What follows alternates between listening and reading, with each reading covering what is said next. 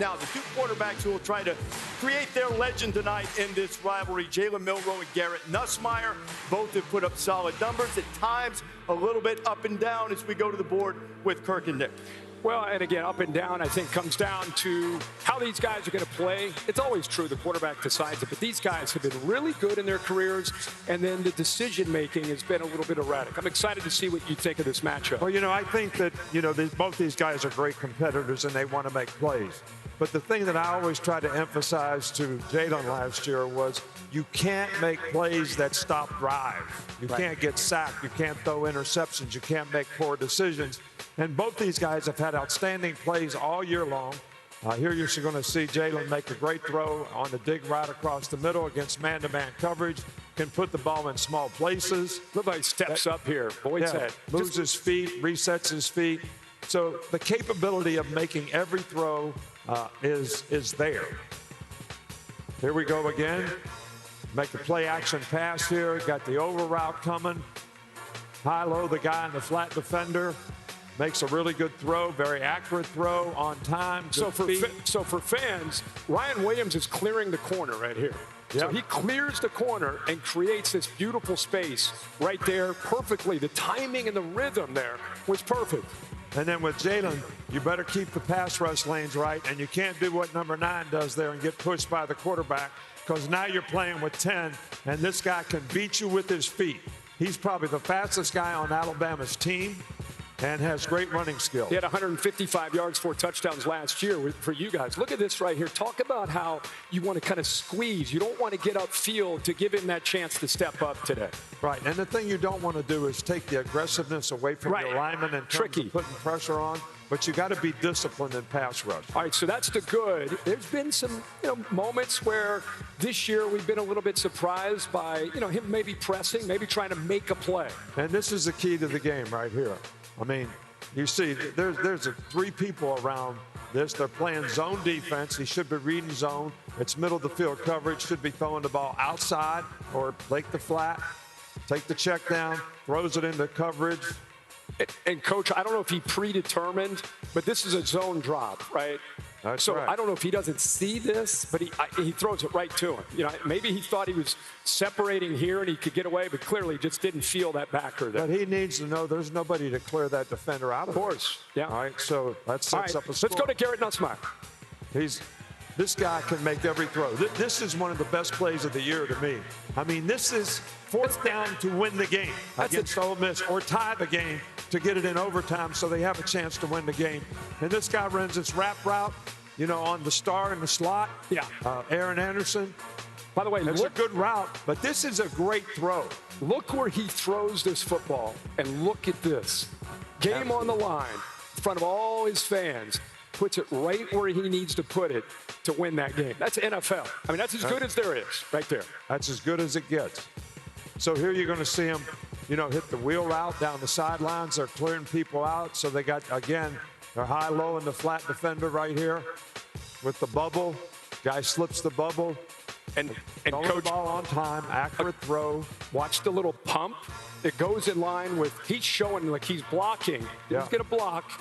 And then he just free releases down that sideline, gets the defense out of position.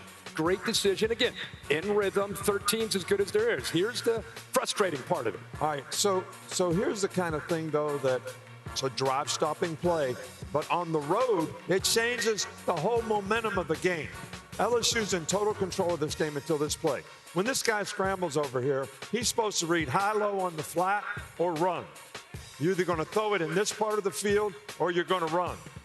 He throws it back across his body over the middle. It gets intercepted. You tell me. I think this is where it comes into play, being smart. First-year starting quarterback, complimentary football. Marcel Reed had entered the game. I don't know if he was feeling like, I got to make a play. It's 3rd down and about 1.5, 3rd and 2.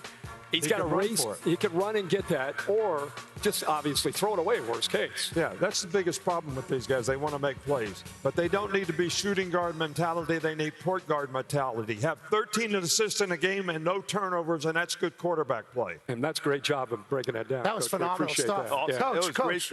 And to your point about that, talking with Joe Sloan, their offensive coordinator yesterday, they had left some points on the field in the first half against A&M, and Nussmeier was saying, we can't be doing that, led to that type of mistake. Yeah. But he's not the only one at times that can make plays that make you go, holy cow, what a throw, and then turn around as Mike is here with us with a pointer and everything. Carson Beck is that way, too. Look at the number of interceptions. Only 4 quarterbacks in the country, Desmond, have thrown more. We'll talk a little bit about Will Howard and some of, as good as he's been, some of the mistakes that have hurt. What about Carson Beck as they get ready to play a really good defense in Ole Miss today? Very alarming, the amount of interceptions he's thrown in the last 5 games, especially when you compare him at this point a year ago. He was so far ahead of the chains as far as being a quarterback taking his team to the CFP. I think last year he was like more of a manager. He had guys like Brock Bowers, Lad McConkey. Just get the ball to them, they'll do the rest. Now he's the guy. He has to carry the team. He hasn't really responded well up to this point to that type of pressure. Agreed. And I think if you think about Will Howard right there, Big Mike, if you could go ahead. 6-1, obviously. That dude right there. Last week was a massive week for him to exercise the demons. He is a Penn State kid growing up, going back in there, throws a pick 6 early, okay? That obviously could be a thing that could wreck you, especially coming off the bye week at the end of the Oregon game when everybody was saying this guy's a doofus. He doesn't know how to manage a game. He comes back, throws 2 touchdowns, has 2 picks, but he has the Ohio State team rolling. I like Will Howard. I like that guy a lot. I like the way he holds the ball. I like the way his legs are kind of based. Mike, you stink with the pointer. Hey, his legs have been a major factor this year. Hey, heads up, fella. Because I agree with you. People talk about game managers. That guy's a game manager. But that's not a bad thing. That's a good thing. He's got good players around him. He's not going to make bad plays in a game that kills his team, and that's going to help his team be successful. Guy's playing great. Yeah. One decision at the end of the Oregon game, and that's it. Blemish, he's just trying to make a play. Everything else has been lights out. It was the Georgia game last year, Nick, that made Lane Kiffin take a look and say, we've got to do something different. And he said after recruiting, if nothing else, we're going to look better in our uniforms on the defensive front. They've done more than that. They've been very productive. Well, they really couldn't match up a year ago against Georgia and some of the better teams that they played, and it was very costly for them. But they did a great job in this offseason of going out and getting some players that could actually make plays and affect the game, especially up front on defense. Now, LSU is going to run read sweep Q power, all right, with a pitch guy underneath. But this Perkins is going to close and fake the quarterback like he's closing, which tells the quarterback to hand the ball off, and then he's going to shoot up the field and make a tackle for a loss, which Ole Miss leads the nation in tackles for loss. Now, Terran Perkins was a guy that was on the team last year. They're using him, but they have some new guys, including Walter Nolan, who you see right there. Well, Walter Nolan, Pegues, these 3 guys, you're going to see them just knock these guys back, which this plays on here to show you the power that they have up front and how much that can affect the game in the run game. So you stop the run, you create situations where you can rush the passer and make other explosive plays. Now you're going to see Prince right here beat the tackle, all right, with speed around the edge. It's a second long play action pass, sack. Ole Miss also leads the nation in sacks. Remind me, Ellen's a guy they got from Florida in the portal, and now here's Perkins again. Perkins against one of the best offensive tackles in the country, and he's going to turn speed to power and push back into the quarterback on this one, affects the throw, bats it up in the air, turnover, interception, in the red zone, sets up a score. So these guys are affecting the game in many, many ways up front, and you're going to see it again here. All right, so this is a simulated pressure, which we've actually talked about before. This guy should be rushing. He's going to drop, and they're going to bring the extra guy off the edge, which they don't pick up. It's going to turn into a sack, fumble, recovery for a touchdown. So this is a dominant front, and it's a strength of their defense, and I think will match up well against Georgia in the game. Now, Georgia has had some trouble with turnovers. They have protected the quarterback pretty well, but they haven't run it as well. Has Ole Miss improved enough to be able to stay with them in this game today? Well, I think if you can stop the run against Georgia, you make them play your game, which means they have to pass the ball, and now can your front affect Carson, Beck, and the quarterback, which they've been able to do all year. Texas has no problems with weapons, but really since Quinn Ewers, Kirk, came back from that injury, QBR hasn't quite been the same. He's also thrown a pick in 4 straight games. What do you see from the Longhorns and Gators today in this? Well, I think it's not so much about the opponent for Texas. It's about continuing to take steps and continuing to get Quinn Ewers and this offense back the way they're capable of playing within Sark's offense. Let me just say this about Billy Napier. I called their bowl game a couple years ago. And looking at their schedule coming into this year, you look at how challenging it was going to be. Called the game last week in Jacksonville. Left there thinking, there's a lot to like with this team and the culture that he's created, considering the adversity that they face. So for them to come out this week and kind of green light him for the future with DJ Lagway, the way their defense is playing, they created 3 turnovers last week against Carson Beck. They're going to play with some pride. Now, Aiden Warner's going to make more likely his first career start, the Yale transfer. They're going to run the football, possess the ball, and keep Quinn Ewers on the sideline to have any chance. But they will come in to fight today. I'm impressed by them. You talk about Florida having that culture with Billy Napier, and congrats to him kind of reining that in and writing the course there. I think DJ Lagway, although he's not playing today, has come out and said that he supports Billy Napier and also wants to be a part of the culture, realigning in the way that they want to see the Florida Gators go. Let's go over to Texas now. I think a big story out of this game is also Isaiah Bond is coming back. Yeah. You talk about Quinn Ewers and potentially not playing his best football. They just come off a bye.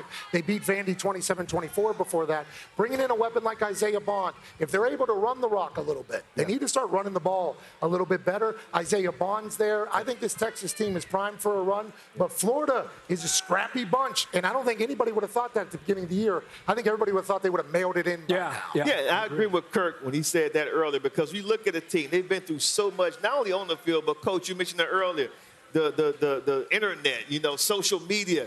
Everyone's beating up on this team. But the culture there, they've been able to stick together, and they've gone out there and competed week in and week out. Someone in Gainesville recognized that, and that's why I said, okay, Billy, we're going to retain you. The way they played Georgia last week, to me, spoke volumes about the culture that Billy Napier has up in Gainesville. Florida, I think, is a team that in the future, because of what they're starting right now, if they're able to keep Lagway there, he's coming back. I don't think he's going to play today. As a former receiver, if a guy gets carted off the field with a soft tissue injury, likelihood of him playing the next week, very slim. I don't think he's going to play. You lose that playmaking ability. You rely on Jake Ball, the freshman. Maybe Montrell Johnson comes back. But Coach, this team was tied 20-20 in a fourth quarter, neutral site rivalry game with Georgia last week. So they got players. 21.5-point dogs. Here's the thing that I really appreciate, that somebody out there, Florida's administration, recognized the fact that Billy Napier has done a heck of a job of coaching this team. They've had a lot of adversity, a lot of injuries, a lot to overcome, but yet every game they start out and they play great in the first half, which tells me that they've done a great job of preparing their team with the players that they have. And he's got the quarterback situation is going to be tough to overcome. But I think he's built a good nucleus, and most importantly, you mentioned it, Des, culture. A culture that can win. And if I was a recruit, I would recognize that and say, this is a place I'm going to consider doing going. it the right way. Aiden Warner got in there and fought last week. I think they still have Clay Millen on the roster, too, who made like 10, 11 starts at Colorado State. What were they saying? They were saying it sucks to be a and you know what? Maybe when they go on the road next week, LSU plays Florida next week. Oh, well, it sucks to be a Florida Gator. If they beat that Bobby Rance next week, I don't know.